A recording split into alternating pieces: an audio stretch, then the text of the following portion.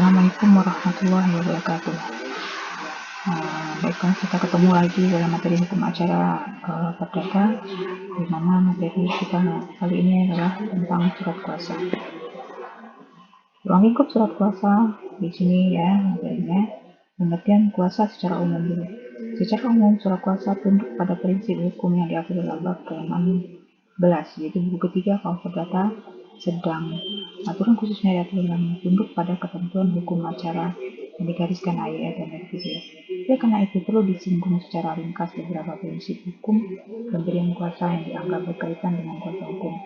Untuk memahami pengertian kuasa secara umum, dapat dirujuk pasal 1792 KUH Perdata yang berbunyi, pemberian kuasa adalah suatu persetujuan dengan mana seorang pemberi kuasa memberikan kekuasaan kepada seorang lain yang menerimanya untuk atas namanya menyelenggarakan suatu urusan.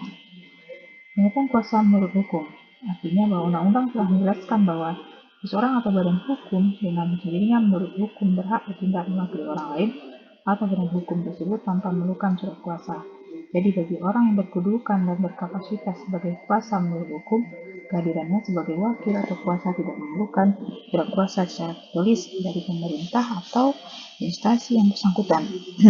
Berikut di bawah ini beberapa kuasa menurut hukum yang dapat bertindak mewakili kepentingan perorangan atau badan hukum tanpa memerlukan surat kuasa, yaitu wali terhadap anak di bawah perwalian, kurator atau orang yang tidak waras, orang tua terhadap anak yang belum dewasa, itu dengan dasar hukumnya juga, balai harta peninggalan sebagai kurator kepalitan, yaitu dengan dasar hukumnya juga, direksi atau pengurus badan hukum, yaitu dengan dasar hukumnya Undang-Undang Nomor 40 tahun 2007, direksi perusahaan perseroan, itu PP Nomor 12 tahun 2008, pimpinan perwakilan perusahaan asing, pimpinan cabang perusahaan domestik, itu putusan MA.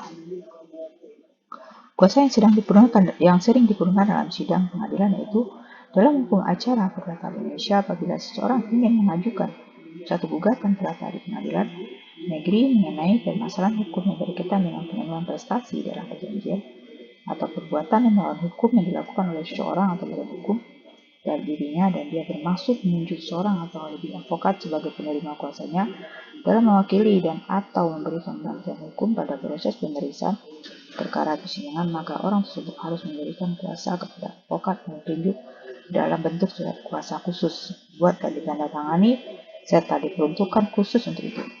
Pemberian kuasa dengan surat kuasa khusus yang diberikan itu berlaku pula pada pihak yang digugat oleh pihak lain, pada akhirnya diwakili oleh seorang advokat sebagai penerima kuasa.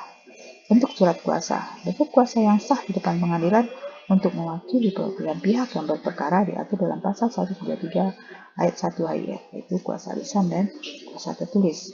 Kuasa lisan jarang dilakukan dalam perkara karena tidak ada bukti otentik, tidak ada jaminan kepastian hukum baik bagi kuasa maupun bagi penerima kuasa, dan tidak ada batasan kewenangan mengenai hal yang dikuasakan.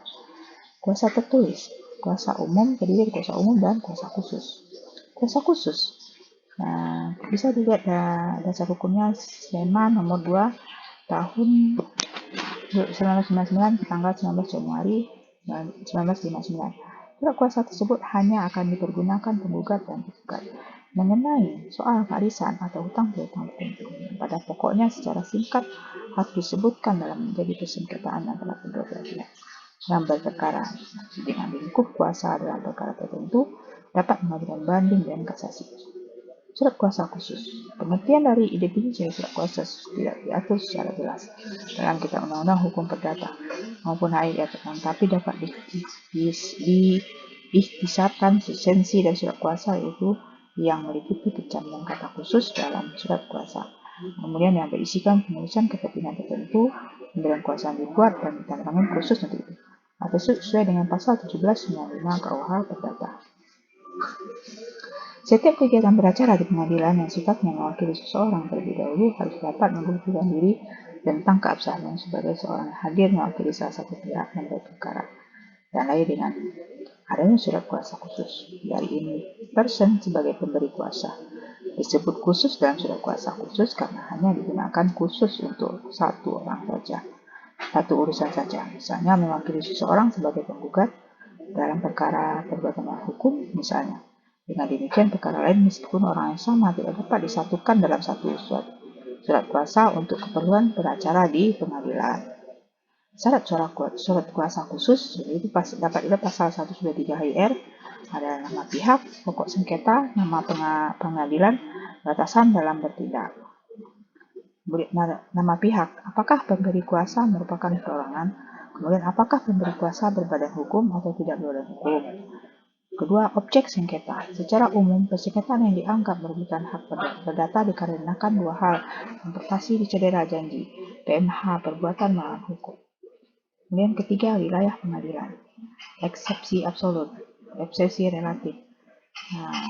Pasal 118. Jika tidak diketahui tempat kediaman, jika tergugat lebih dari seorang, tergugat atas nama lain sebagai perutang utama dalam penanggung, jika tempat kediaman tergugat tidak diketahui, jika gugatan terhadap barang gelap.